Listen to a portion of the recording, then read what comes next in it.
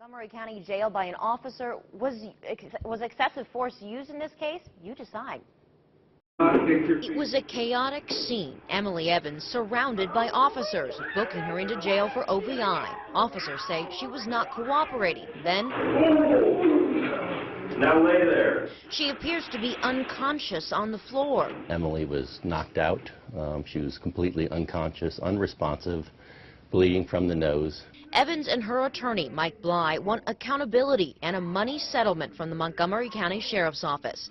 They claim one sergeant used excessive force and another inappropriately used a taser while trying to book Evans into jail. When you don't obey the law, you pay the consequences. Those consequences don't include being subjected to unreasonable excessive force. It all happened March 30th. Evans was arrested for OVI. Reports 2 News Investigates obtained show her blood alcohol level was more than 2 times the legal limit. They note she was verbally combative and physically combative toward herself. That's why she was handcuffed. Minutes later, she's at the Montgomery County Jail, where officers attempt to book her in.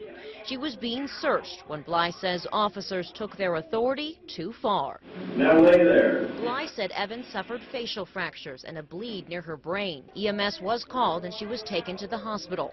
But Bly and the Montgomery County Sheriff's Office don't agree on what happened. All the incident reports given by the officers involved said Evans vaulted herself off the wall. But none of the records indicate that she was picked up by a sheriff's deputy and body slammed headfirst into the concrete floor. 2 News Investigates obtained a use of force report filled out by the sergeant closest to her in the video. He admits to applying a control hold and takedown balance displacement, saying Evans was not obeying verbal commands and presented safety risks. We by no means are questioning whether there was force used. There was obviously force used. I went to the top and questioned Chief Deputy Rob Streck about the force used. He sees every report of force in the Montgomery County Sheriff's Office. Do you think excessive force was used in this case?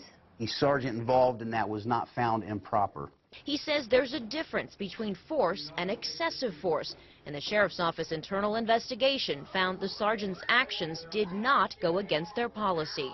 The review says the sergeant was trying to keep Evans under control when the force was used. People want to know what their rights are and what your rights are as police officers and how far you can go in a situation like that. What's the line?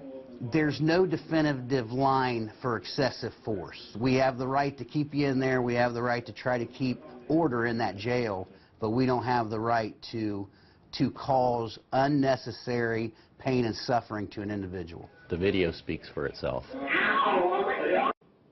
Now, what Evans and Bly consider a body slam was found reasonable by the Sheriff's Office, but they did think that the taser being pointed at her head was a breach of policy. That sergeant has been given a written reprimand. Bly plans to file suit against the city for Evans' injuries. Natalie Tendall, 2 News Investigates.